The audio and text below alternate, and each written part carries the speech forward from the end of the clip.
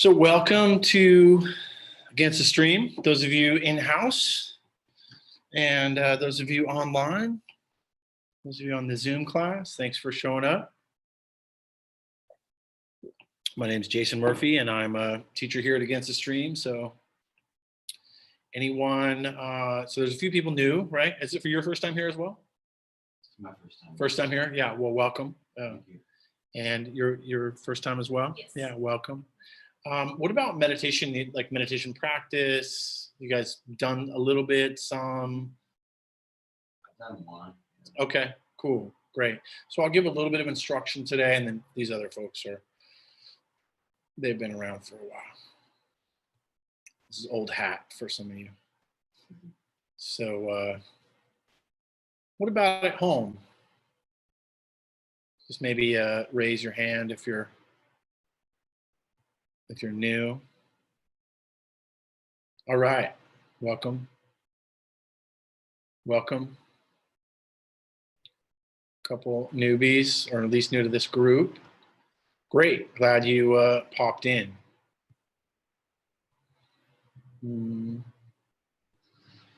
So we're gonna meditate for a bit, and then I'm gonna talk about some things, and hopefully that it will all make sense. And if it doesn't make sense, just keep coming back or go to someone else's group because maybe they'll make more sense than me.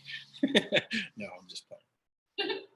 Except for, that it's true. It's good to see the other teachers, the other styles. We all have a different style. And those of you who are in-house, there's Monday and Wednesday here. And then, Tuesday and Thursday and Friday and Sunday, there's online classes, so you can always check out online if you're not here local, and you can just go to the Against the Stream website and look up the Zoom classes. So, yeah, glad you guys are here. And those of you online are here, and yeah, let's go ahead and we're going to meditate for a bit. And so just a few things about meditation for those of you who are new. There's no more spiritual way to sit than another way. There's no, what we really try to, there's no kind of wrong way to try. I'm going to talk tonight about some of the kind of, even some of the meditative kind of practices, because meditation is a huge part of what we call Buddhism or Buddhist practice, but it's not all that there is, right? There's a lot more. And so we'll talk a little bit about some of the ways to have access to that. So just showing up and bringing an open mind and an open heart is good enough, right? So there's no need to get it perfect. There's no need to think about freeing your mind from thinking. That's actually a huge misconception about Buddhism in general and meditation. We're not trying to clear our minds. Instead, we're trying to be with what is happening in our experience, pleasant, unpleasant, or neither, and perhaps quieting some of the disruption or the obstruction. So just to say that much. Yeah, so finding a way where you can sit, where you can feel relaxed and alert. It's good to have a little, a sense of kind of attentiveness. And we're not just necessarily kind of sitting on the lazy boy chair, although if you're at home and you're in a lazy boy, no guilt. I'm not trying to guilt you. It's fine. You can totally wake up sitting on a lazy boy chair. It's just a little bit more difficult. So you want to see if you can kind of rise your head up towards the sky, allowing the spine to be both straight but not rigid. It's helpful to allow the eyes to close, although it's not necessary. Like some people don't feel comfortable with their eyes closed, and it's totally fine to just allow your eyes to be kind of downcast. Yeah, whatever works for you. All right, so we're going to kind of settle in for about 30 minutes of meditation.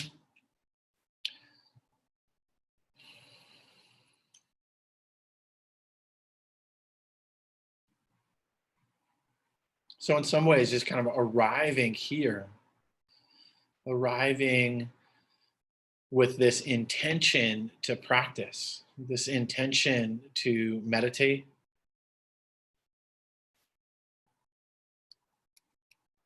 this intention to, show up.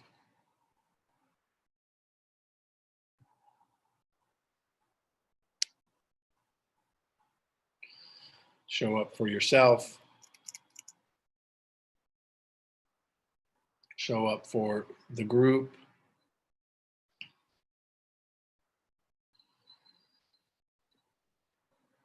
So finding some way to arrive here. This breath, this sitting, breathing body.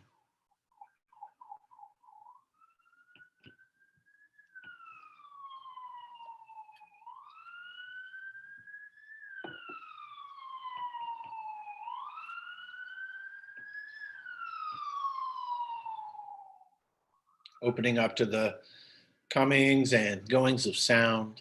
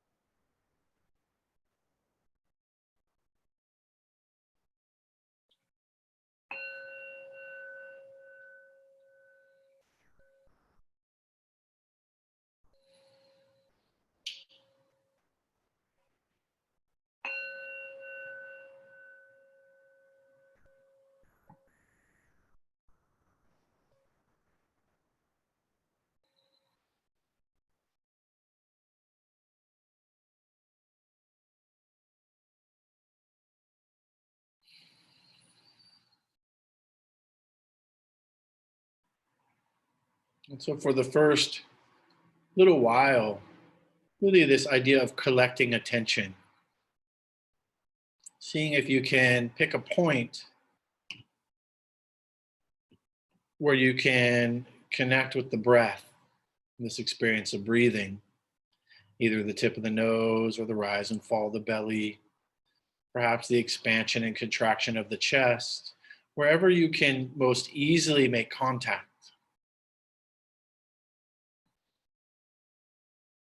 And then see if you can rest your attention there.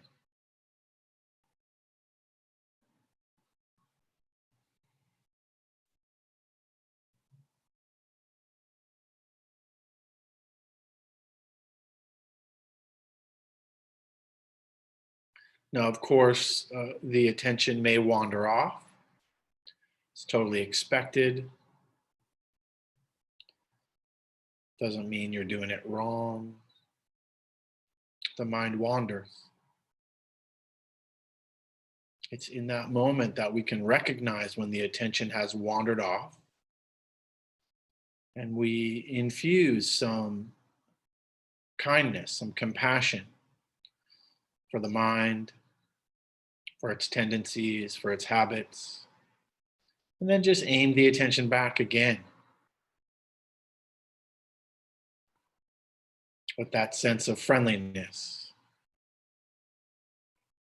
Aim, connect, sustain.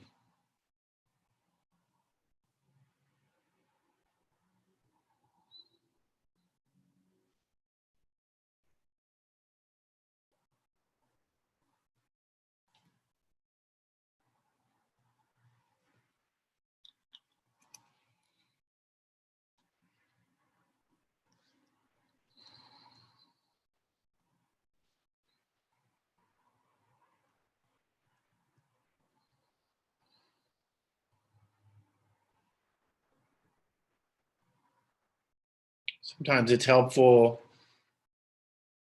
to even do a few things like you can count with the breath. So breathing in, 1, breathing out, 2, just kind of following the breath with a gentle noting of counting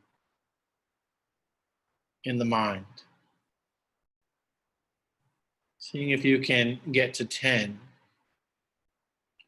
without the attention wandering off. There's no need to go beyond 10. It's a practice of concentrating the mind.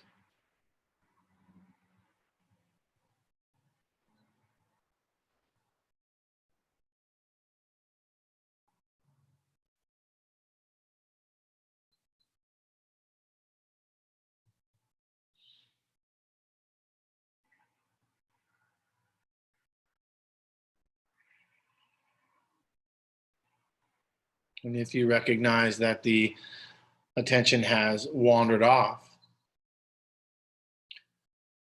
it's not a problem, just noting where it's gone and then returning back to 1, breathing in, 1, breathing out, 2, and so on. Relaxed.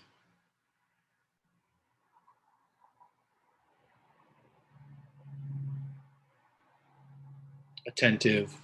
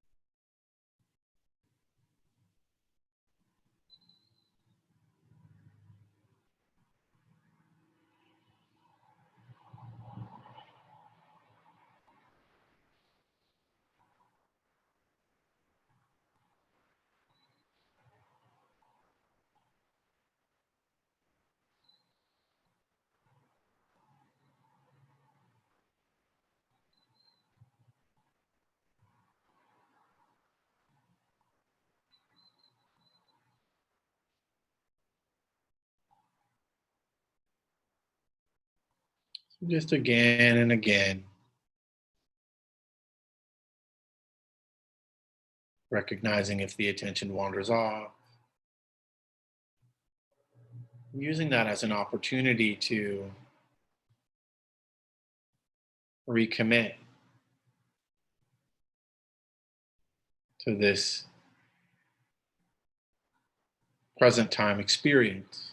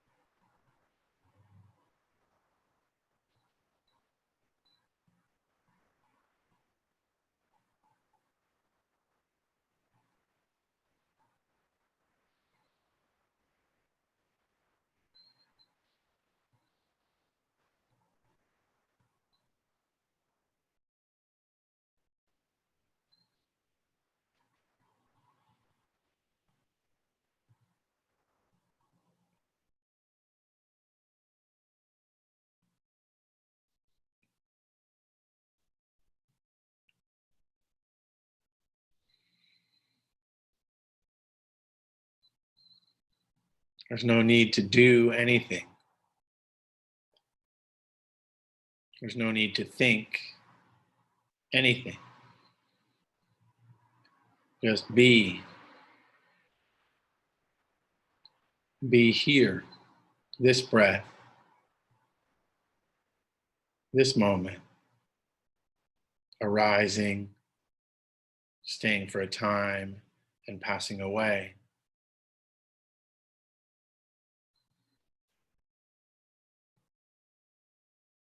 again and again.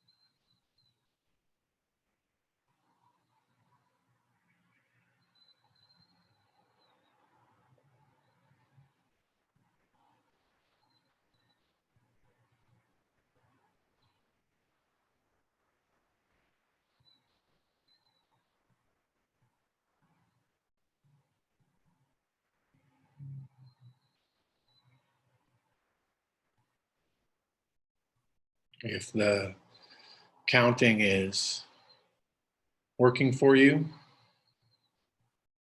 please continue.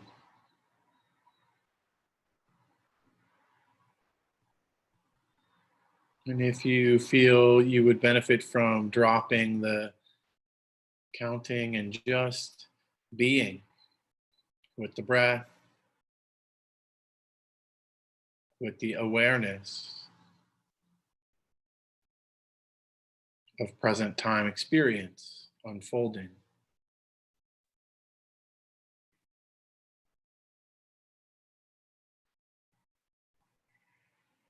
Be with that.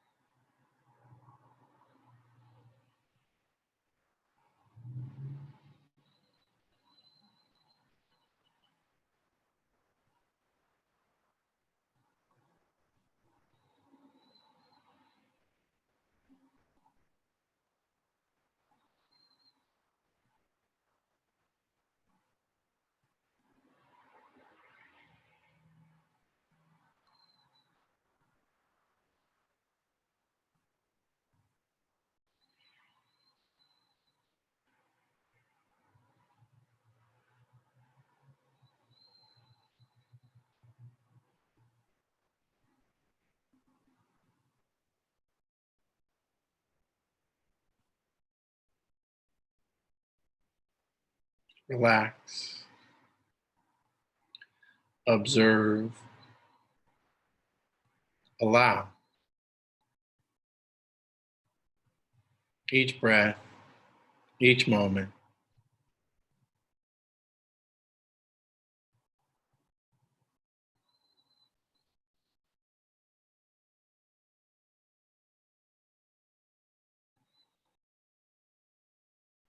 Anytime we recognize some tension or some grasping,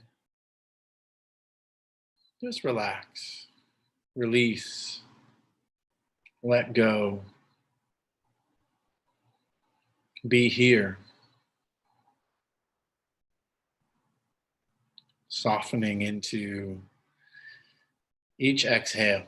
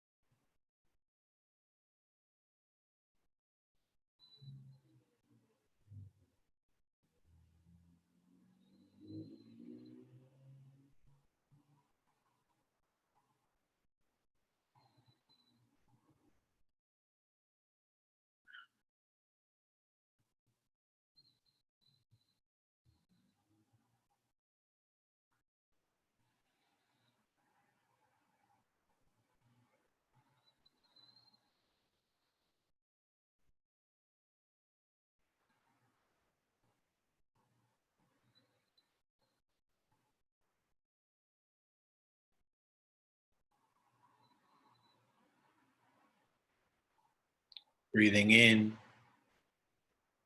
Know that you're breathing in. Breathing out. Know that you're breathing out.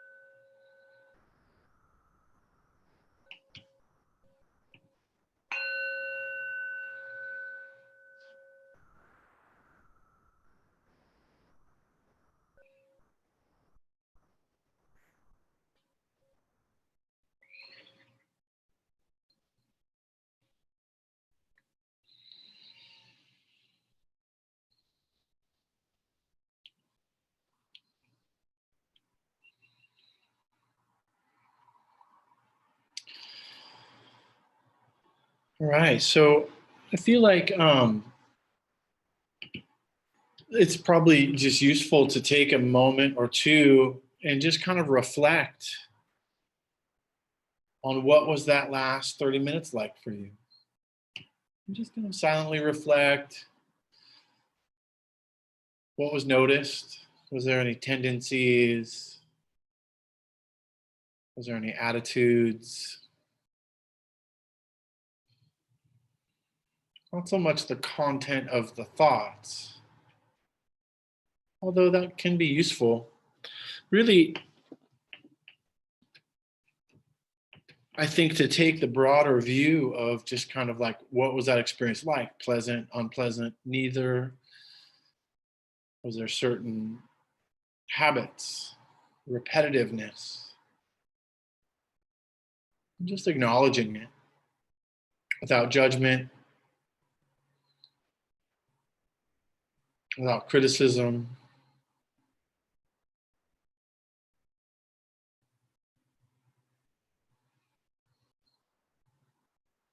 Perhaps we'll open up for some discussion later.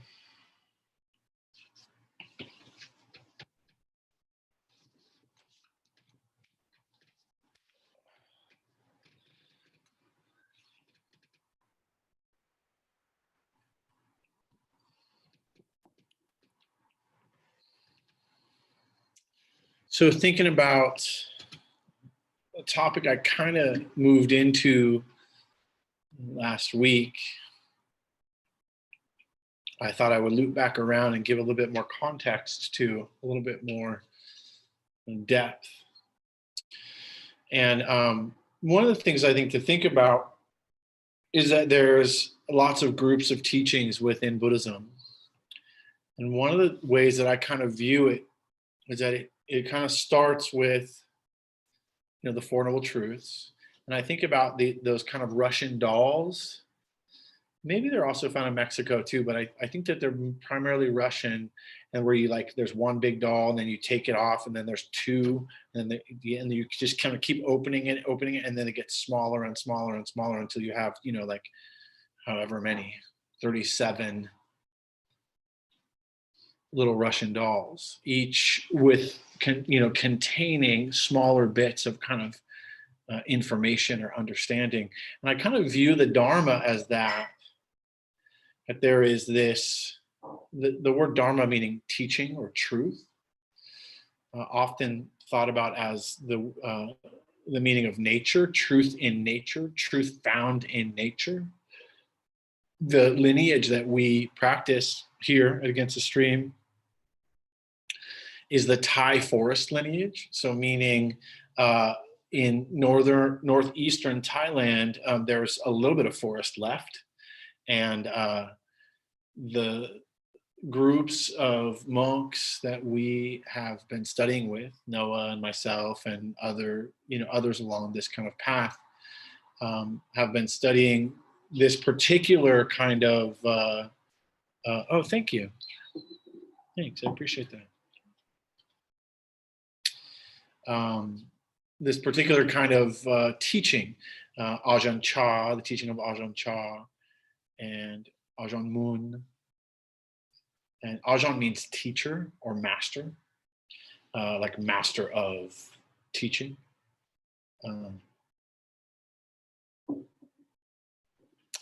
And then, and so on and so forth, kind of down. So anyway, these groups of forest teachings, and often there's another teacher that I studied with, not him directly because he died in like 86, which is before I even really thought about practicing meditation. I started about 94. But anyway, his name is Dasa Biku, and he has a monastery in the southern part of Thailand. And he was the type of rebellious monk that he didn't believe in any kind of religiosity at all. He actually wrote a book called No Religion, which is amazing, just little, like, probably 30 pages or something like that of just deep wisdom. Dasa Biku. So there was this kind of southern forest and this northeastern forest tradition in Thailand. Other teachers in elsewhere, all the way back to the time of the Buddha, this idea of dharma, meaning truth in nature, really in essence meaning like you can sit and observe nature. And that includes the nature of the mind, the nature of the heart, because there's actually not much difference. And all of the wisdom of the Dharma will be revealed. And I've always loved that about this particular practice. And so Buddhadasa Bhikkhu in the what's it called? Swan Mok. The monastery is called Swan Mok, which is in the south of Thailand where I went and studied. And Swan Mok means Garden of Liberation. And what I loved about this place is that it was, well, one, they had hot springs, which was kind of awesome, especially when you're just sitting on cement floors for days and days and days and days. But two is that it was just open space and nature. And there was no like Buddha statues, and there was no kind of iconography. And Buddhadasa Bhikkhu was basically like observe the mind and observe nature, and all will be revealed. And to me, that was like, all right, I can do that. And then, of course, it's challenging, but at least there wasn't any dogmatic bullshit that I had to like wave through or do mental gymnastics around. And that, to me, in my interpretation and my kind of understanding of Buddhism, has been really useful. And it's kind of what we, prescribe here a bit.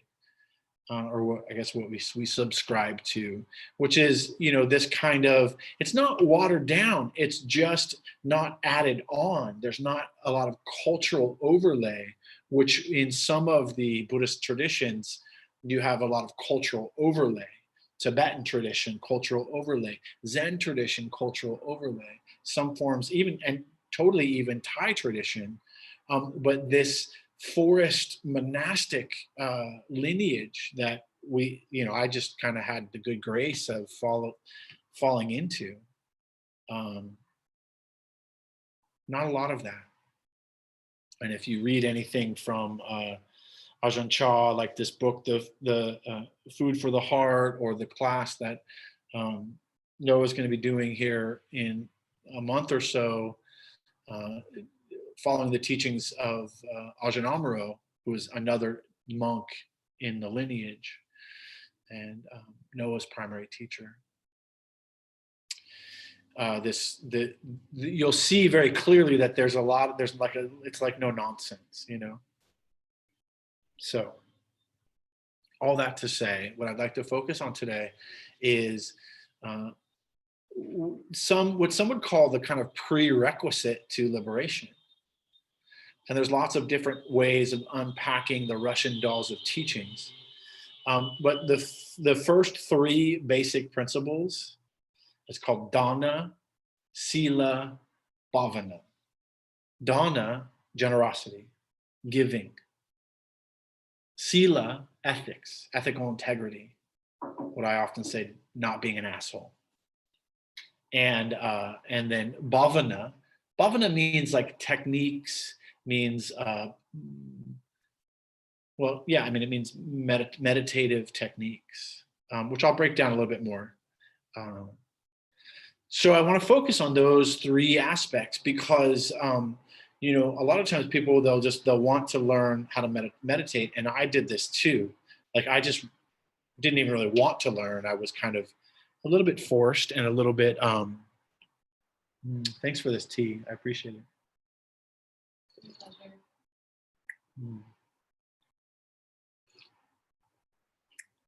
I wasn't expecting tea, and I got tea. So anyway, this kind of, I started meditating, and I didn't really know where it was going to take me, nor did I know what I was really even doing. But there was some inkling, there was some like, they call it a mustard seed of faith or hope or confidence, trust, that this would lead to somewhere good, somewhere better than I was, which was on a one-way path to prison, which is pretty much where I was headed when I started to learn to meditate. 16 years old, I was court-ordered to a psychologist who happened to be a Hindu yogic practitioner, and that coupled with some other, kind of other like little bits of meditative moments, I got kind of turned on to the idea of meditation in a very check it, like DIY, check it out for yourself kind of way.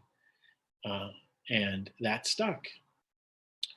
And then it wasn't till, 15 years later that I discovered, oh, there's like this whole ethical integrity bag, that goes with it. And that there's this whole kind of acting in a generous way and in a kind way. And of course, these, kind of seem like some of the golden rules. But really, if we look at the world, what is predominant? Is it generosity and kindness, or is it greed and hatred? So this is why, this center is called against the stream. This is why the Buddha called this practice against the stream.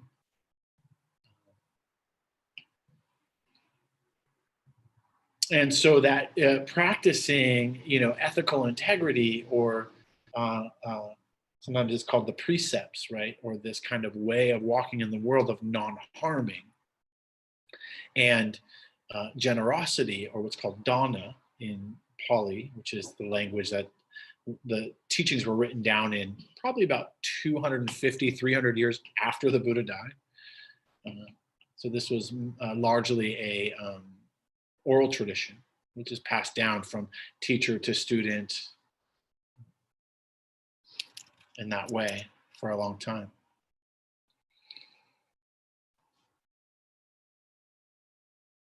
So dana. So what is generosity?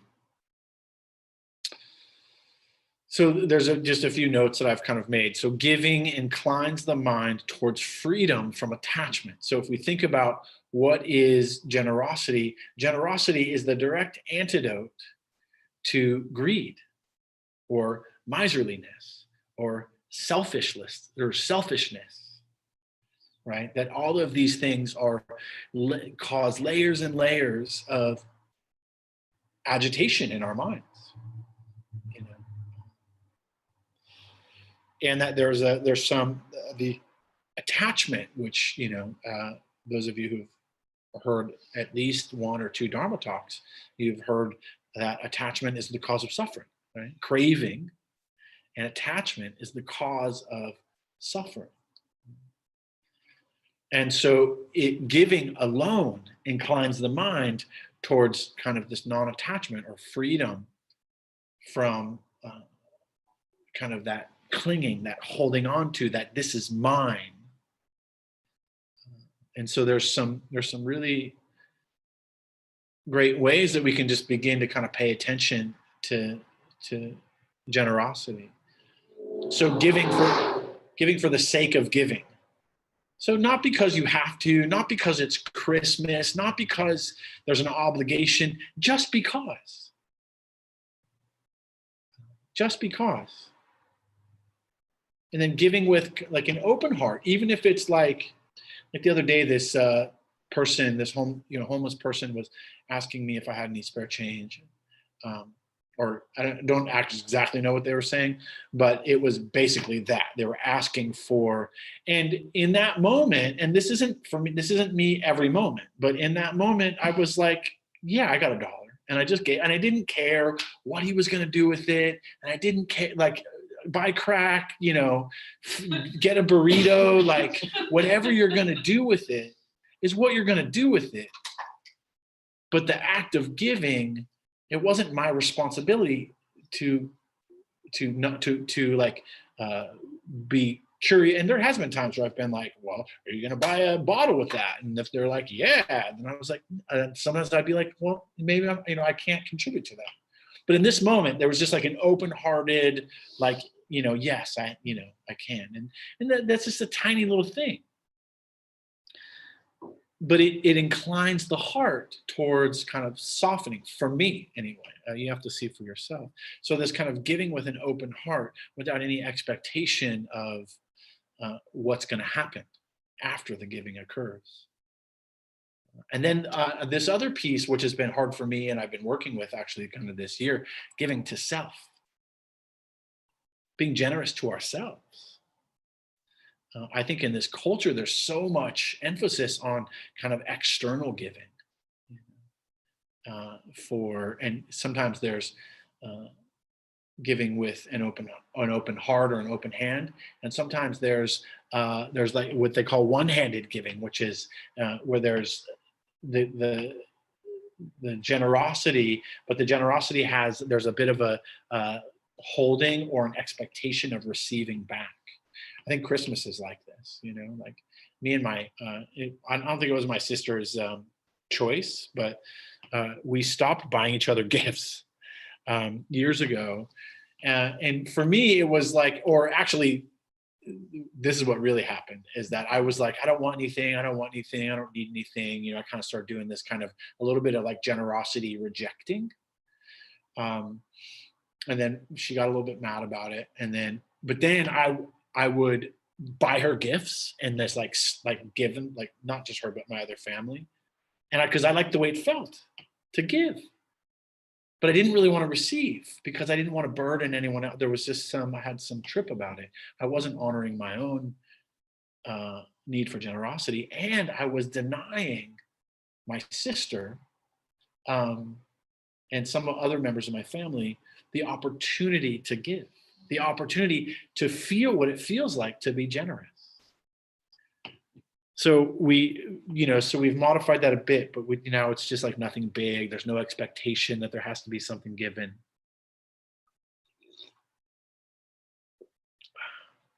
But then this idea of kind of being generous to ourselves.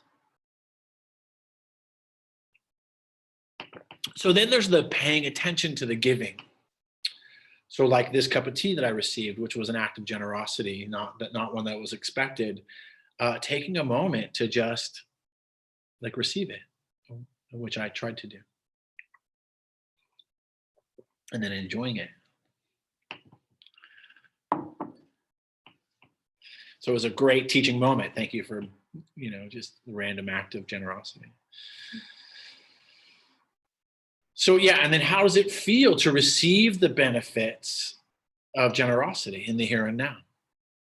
Like that's also like when I gave that guy $1, I didn't think a lot about it, to be honest. Like I wasn't like, oh, like I'm so generous. Like I gave this guy $1, and he's going to go buy a beer with it or, whatever. Like I just was like, it felt good. I gave it. I saw him receive it. He had there was a glimpse of appreciation. I also really try to look people in the eye during those kind of exchanges.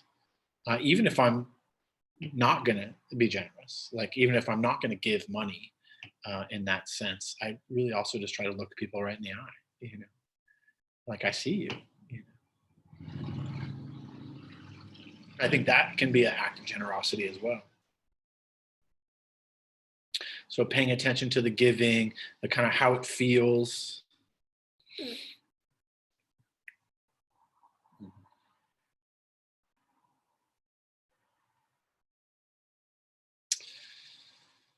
So I've had the pleasure of going on several kind of meditation retreats, long-term meditation retreats at centers that cost thousands and thousands of dollars, and this is, some of these were 10 years ago and I was in school or I was in between, my bachelor's degree, which I was already in debt. And then my master's degree, which put me more in debt. So I didn't have a lot of money. Right. But I wanted to deepen. And as I started to train as a meditation teacher, it wasn't only required, because it is required to sit longer meditation retreats to really understand what the hell this is all about, but also I just had a real desire to want to do that. But yet I couldn't afford, like $8,000 for 2 months of meditation retreat, right? And so some of the Sangha, the community that I was a part of in Northern California when I was training as a Dharma teacher, supported me, sent me on a meditation retreat, that was quite expensive, that I would not have been able to afford. And what I remember is being overwhelmed by the generosity of the Sangha, of the community, supporting not only my practice, but also me as a teacher, the center, and just kind of the ripple effect of what that is like. And then also being on the meditation retreat, which is it was a 2-month meditation retreat. So after the first month, I kind of wanted to go. Like, I was kind of done, you know what I mean? Like, I was like, all right, 6 weeks, we're good. And what came back to me is that this group had supported me, lifted me up to be able to go. And that they supported me without even knowing it to finish that meditation retreat, to dive down a little bit deeper. And I'm really grateful for that. And that was a way in which generosity has, personally kind of affected me. And it's also why when there's a donor for the retreats, the weekend retreats, the classes that we have, why we offer scholarships, because it's two-sided, right? There's the person that gives, and there's the person that receives the gift. And so there's some practical ways to just practice that for yourself and find, so that's my support, my encouragement is to find ways. And this is the encouragement of the Buddha, to find ways to be generous. In even if it's in tiny ways, like I was talking about, even if it's like letting someone move in when you're driving and they want to get into your lane in front of you. And how sometimes in LA, like that is like a war, like that's like a fight, and I've been guilty of it. But like an act of generosity is just to slow down and create the space, like, and then feel what that feels like. Feel what it feels like to not honk the horn, to not have the person flip you off, to not have that whole exchange that could be, right? Yeah. Anyway, that's kind of a thought. Let's see, generosity.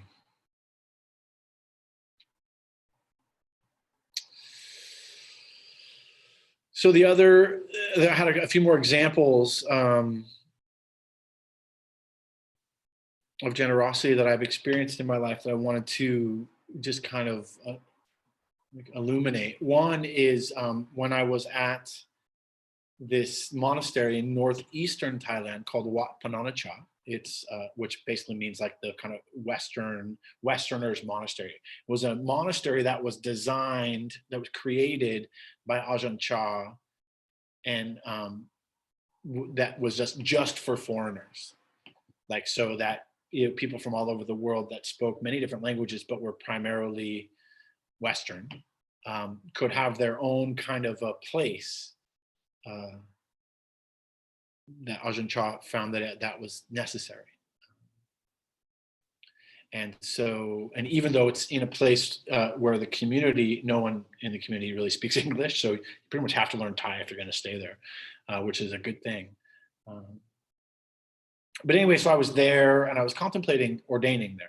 I had stayed there for about a month, a few weeks in what just a few weeks in kind of like retreat clothes. And then I had transitioned into what they call a pakao, which is like making a commitment to ordain. I had to like shave my eyebrows and do this whole thing. But one of the things that I would do is I would go on alms rounds at like 5 a.m. with the monks, right? The monks would walk out into the community just with simple robes and a bowl, and the community would feed them. And that's how we ate every day. And if there was no one to give, then we wouldn't eat. Which is not totally true, because there was a little bit of, there would be like, there's like always going to be some rice, but it is possible in the monastic world to go a day or two without eating. Because the commitment within Buddhism is to be solely dependent on those who or to be dependent on others for your sustainability. This center is dependent completely on those who attend or those who are online. So this idea of kind of generosity is really, this is the way that we carry it on as non-monastics. That's why we don't charge money. That's why anyone that wants to can attend. There's no requirement. And if it disappears because it doesn't get funded, then it disappears, and we'll just have to work with that. That's another aspect, right, of the teaching. So anyway, so I was on alms rounds, and I was just really struck with like seeing grandmothers who had gotten up at 3:30, 4:30 in the morning to make a meal. And then their whole family kind of in line, from like grandmother to, to parents, to then the kind of small children to like tiny children, all participating in the giving. And just really observing that. And then also then later feeling sustained by the food that was given. It just was beautiful. It was a beautiful experience.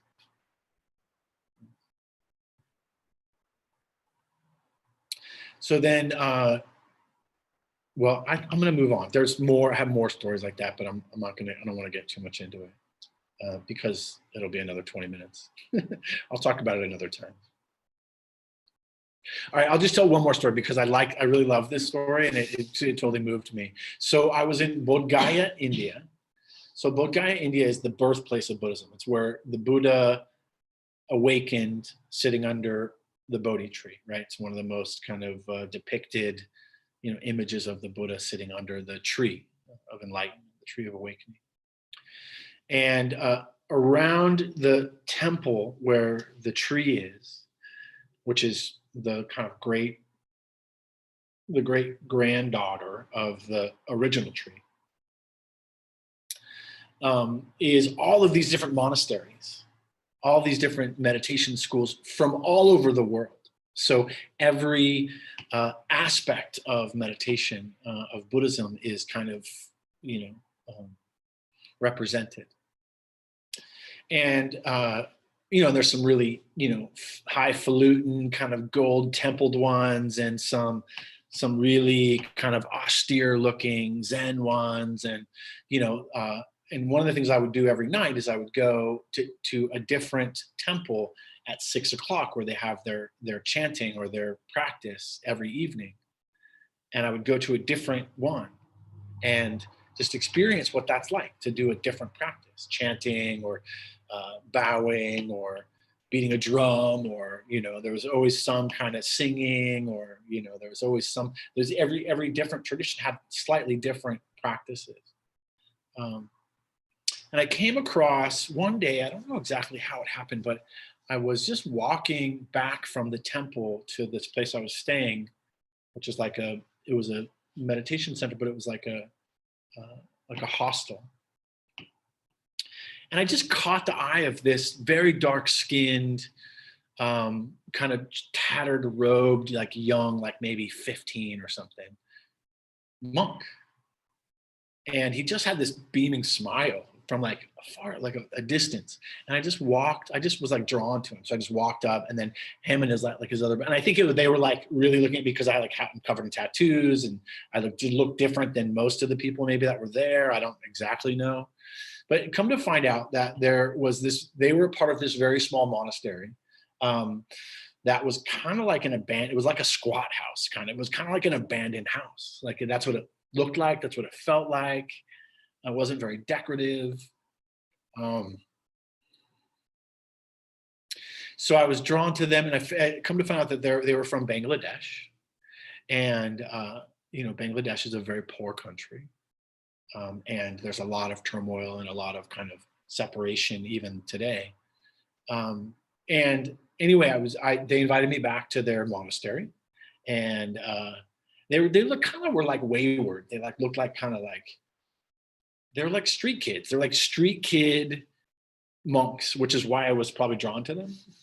And anyway, they offered me tea and biscuits, and we talked for a little bit. And I kind of tried to help them with English, and they, we were kind of had this broken conversation, but it was very heartfelt.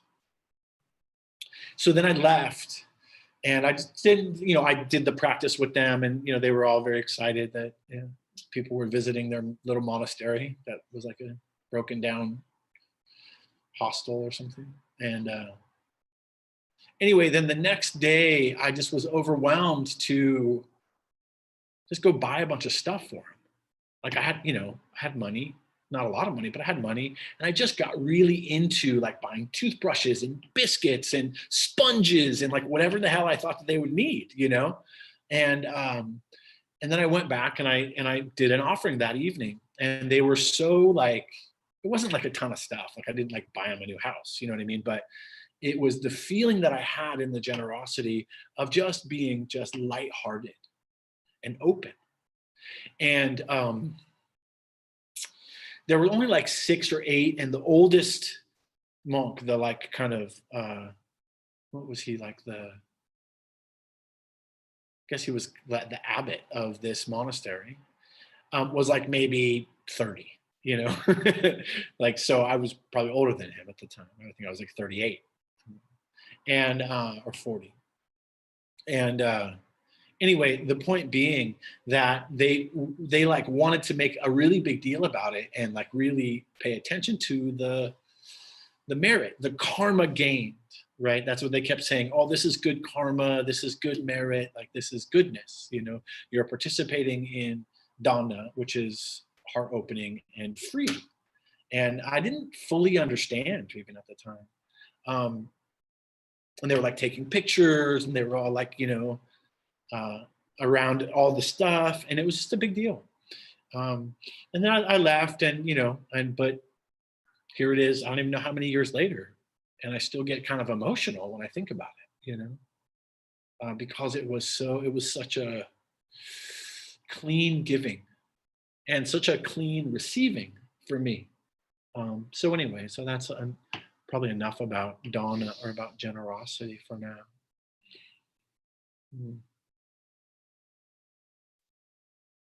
So the next kind of aspect in this group of teaching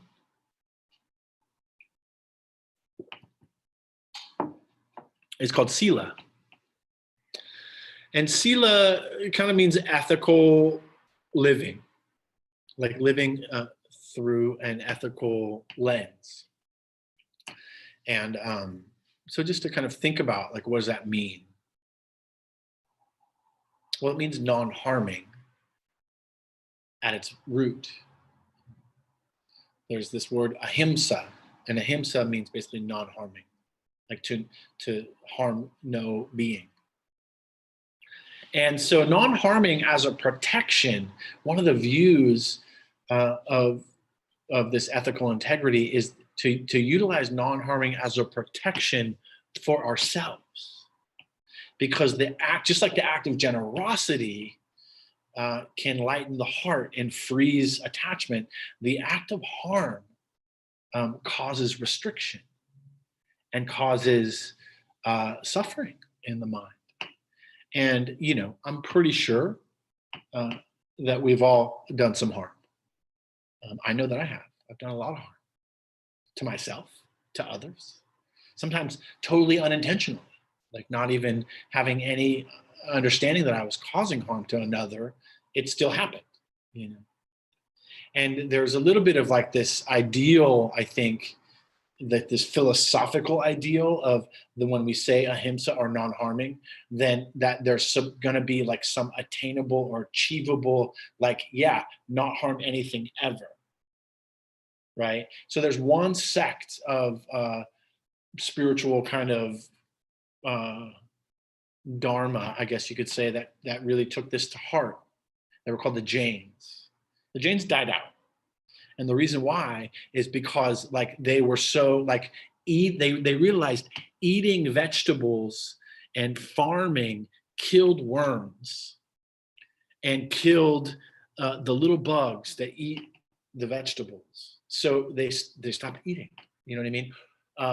Creating clothing, there was some harm involved in the process of creating clothing, so they didn't wear clothes. So they walked around naked, and they didn't really eat. And it sounds a little bit like a joke, but it's actually not. And you know, they would just really use it as a practice. So the Buddhist perspective, there's actually two different views of ethical integrity. One is that of the monastics, so monks and nuns that chose to take on the robes, right? So for monks, they take on 227 principles, precepts, guides, right? Rules, if you will. And it's called the Vinaya, 227. So the women that chose to ordain, and even in the resurgence of, because there was several centuries where women weren't allowed, they were oppressed by the patriarchal, hierarchical, monastic society. And there's been a resurgence, which I'm proud to say is actually part of our lineage, is Ajahn Brahm, who is in Australia, began to ordain some of the first women, Western women, and that started this whole new resurgence of female monastics. So, which is super encouraging. And there's some nunneries and some bhikkhuni monasteries up north that I'm personal friends with many monastics, female monastics, and have taught with some of them.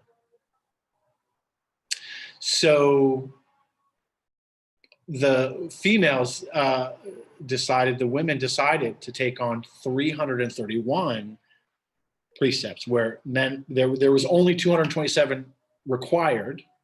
And so they took those 227 on, but because they're so hardcore, like they decided to add a few more because that's what's felt appropriate to them for whatever reason, the female monastics, the bhikkhunis. So they have a 331 guidelines. So that is what's evolved in the monastic community around precepts. And there, again, it's protecting ourselves. So what the Buddha gave to us is 5 as non-monastics, and said, these are guidelines, choose to live them, and you will suffer less, you know. So dana, act in generous ways, receiving and giving, live in some simple principles that are under the guidelines of ahimsa, non-harming. So let's just look at them for a minute. So this is kind of a taking refuge, right? Setting a clear intention to not cause harm. And it's something that evolves. And it's not a commandment, and it doesn't mean that you're not Buddhist if you don't do it, and it doesn't mean that you're Buddhist if you do. It just means if you want to suffer less, these are some guidelines of how you might do that. 1, protect life. Just don't kill. And there's, different debates about what that actually means. But what we're talking about is setting a clear intention, and it's different for different people. Skillful action. So just to kind of say, these standards, the precepts are simple. There's no intentional killing. Don't steal. Don't take what's not offered. What's not freely offered, right? Like things that are here, like biscuits and the tea and the, you know, they're freely offered. Our center is freely offered. You know, that picture, not freely offered, right? So don't steal it. You know, being, you know, wise. Well, one of the other things is, you know, having harmful or sexual intentions or actions. So being harmful with sexual intentions or actions is a precept that we try to hold, which is to not be harmful in that way, to not cause harm in that way. So not cause harm to ourselves or others by stealing, to not cause harm to ourselves or others by being wise with our sexuality, intentions, and actions, to have wise speech.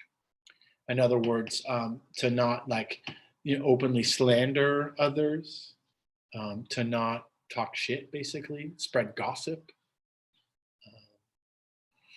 Tough. That's a tough one.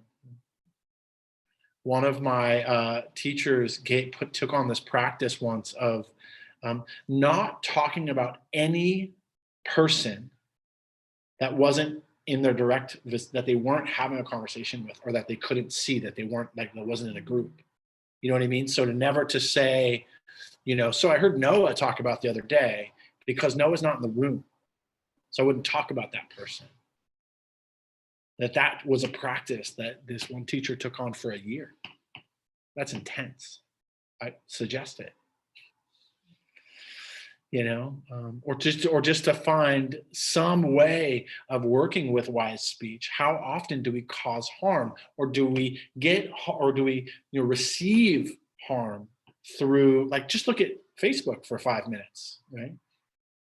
Just post something on Facebook that might be controversial, and see all of the negative or the accusatory or sometimes I do that just for fun, just to kind of see, you know, like, I'll put some outlandish thing just to kind of see, like, who is just kind of gonna start picking for no apparent reason, and yeah, and then often I separate myself from that person.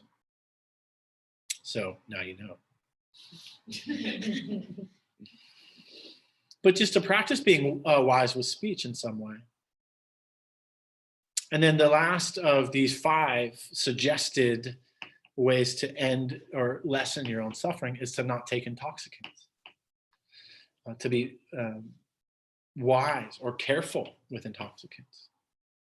And for some people, that means 0. You know, people like me that used to smoke crack behind dumpsters, probably not a good idea for me to, you know, think I can teetotal and kind of drink every now and again, because I can't. Because I've become clear that it clouds the mind. You know, people have different approaches with this. But the Buddha was clear that taking substances or intoxicating the mind as a form of delusion just causes more confusion and suffering. And so, good suggestion not to do it. You know. The Buddha also highly suggested to just be celibate, and then you don't have to deal with any of the wise sexuality stuff. You know, but we're not monastics, and we have to figure out, actually, it's more difficult for us that are engaging in the world, engaging with work, engaging with social media, engaging with relationships, engaging, like, how do we navigate that? And so the principles of Sila, of the precepts, give us, you know, some orientation to kind of push up against or to reflect on. All right, so I'm going to stop there for now, because that was a lot, and I'll, you know, carry this on next week. But I want to open up for questions or reflections, either in the, let's do that. Either in the online or in the room if you have any kind of questions or things that you're wondering about that I said so far, or if you in the Zoom, if you want to raise your little blue hand.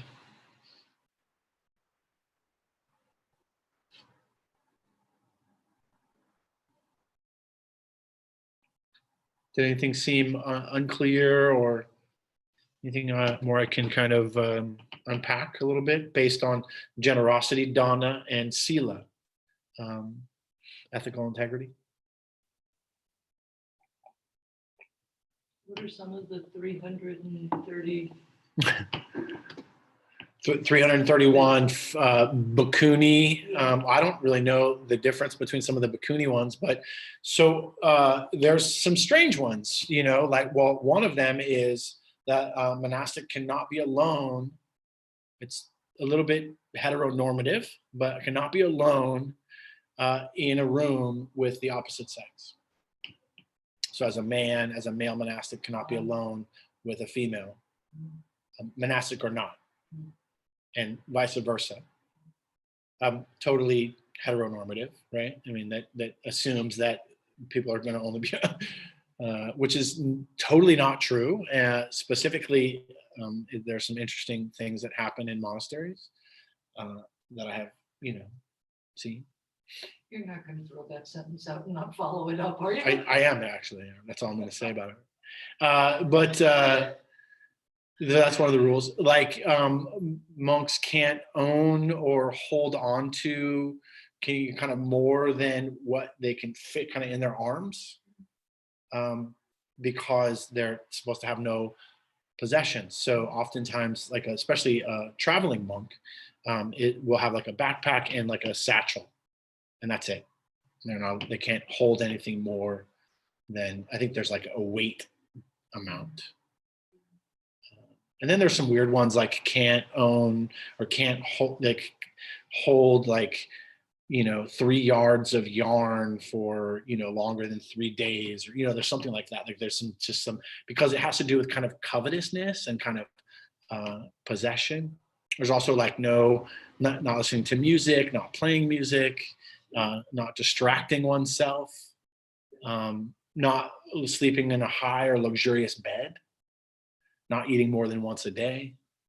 There are a lot of places you don't eat past noon. Yeah, quite a few. So there's many. Those are just some of them. I was a monk for a short time in Burma, and The yarn thing got you. Right? the yarn thing got you me. just couldn't not hold I just on to the couldn't yarn. not. It's true. I was like, I wanted to sew a button, like I just really did. No, I actually contemplated staying, but this was in Burma, and they actually, it was a temporary ordination, and then I wanted to stay on, and they actually kind of said, like, because I have the Buddha tattoos, I have tattoos of Buddhas, and they like arrest people, just tourists for having Buddha tattoos in Burma. And they were like, yeah, I don't think that it's gonna, like, you staying a monastic and traveling, you're gonna get arrested. So they encouraged me to leave the country. Yeah. Anyway. So if you got a Buddha neck tattoo, don't go to Burma. You'll get arrested. All right, anyone at home? Hmm? That was a good question. Oh, yeah.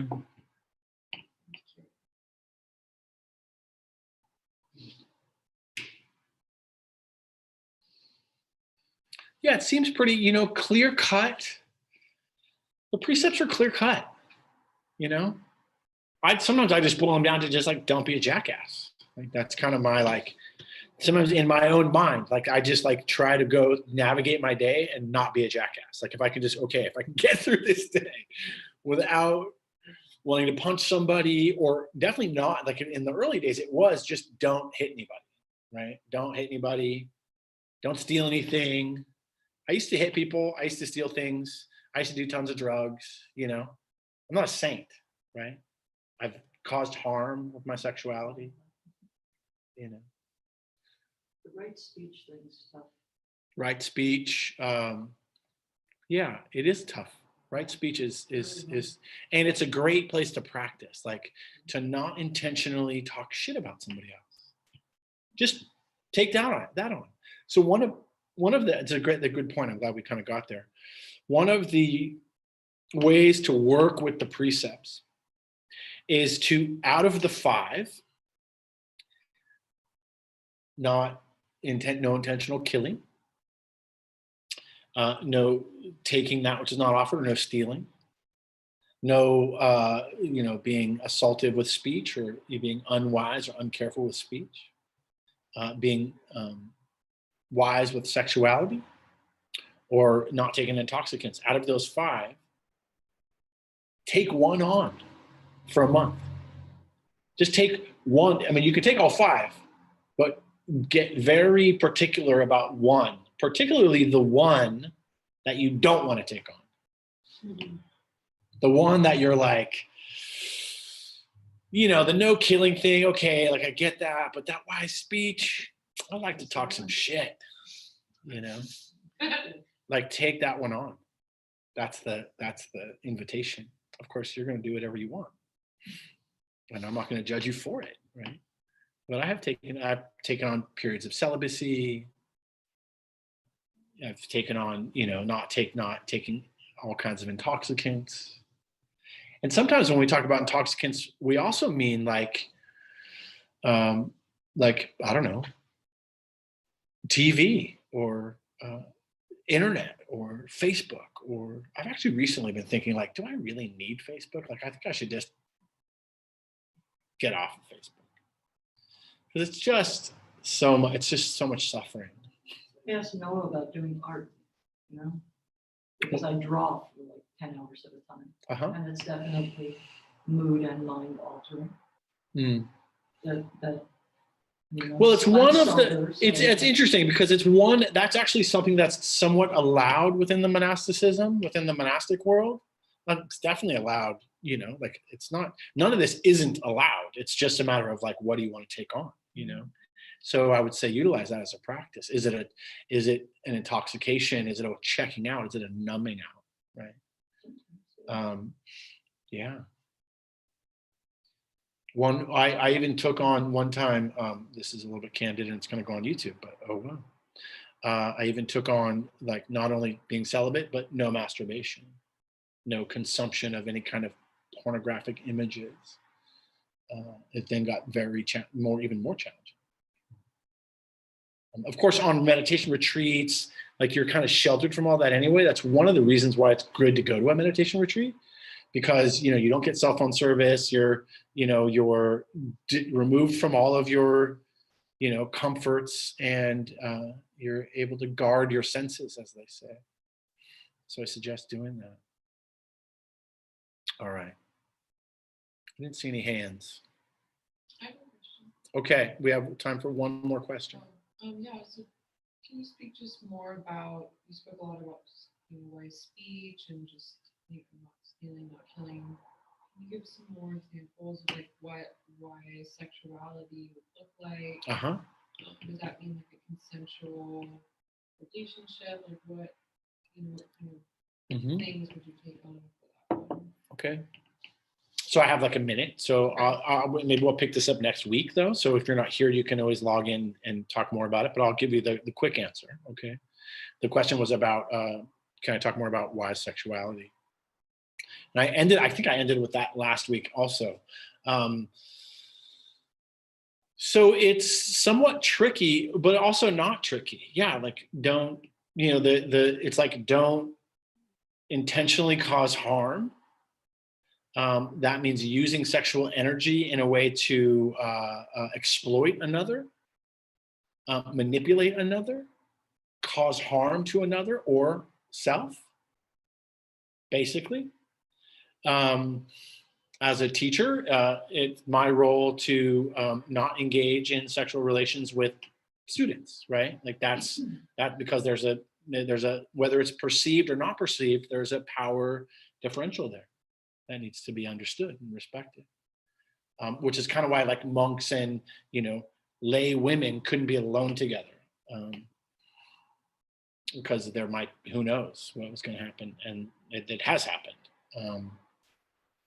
Traditionally, like all the way back in the time of the Buddha, it was very clear, like don't have sex with children. So to be like non-harming with sex meant for men, it was only for men, because men are sexual deviants, right? And women totally not at all. They're innocent all the time from the 2,500-year-old perspective, right? And so this idea was that men couldn't have sex with children, other married people, and like people that are under the protection of their family. So it was basically like innocence or exploitation. And there's been some nuance of that throughout the years. And I think also we're talking about, we want to talk about sex positivity. We want to talk about, promiscuity. We want to talk about, monogamy versus non-monogamy, polyamory, like pansexuality. None of that is actually that's not the issue. The issue is my heart or mind intention to cause harm.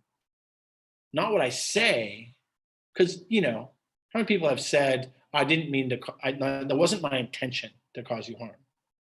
Yet in the back of your mind, there was some intention. Otherwise, maybe you wouldn't have engaged in that situation. Just to think about that. That's the kind of, I think the kind of involvement we can kind of start to engage with.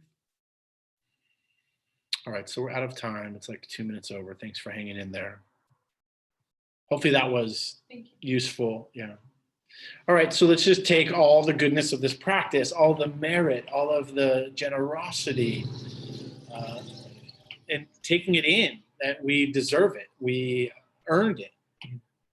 Just by being born, you have earned the right to exist, the right to peace and ease. So taking that on.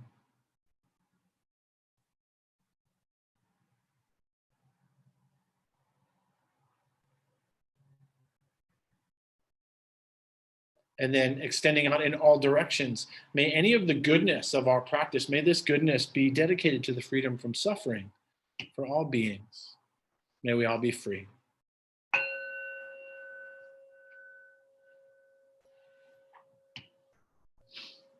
And there is the againstthestream.com where you can give to this center, or there's bowls, or there's Venmo. We could use your support.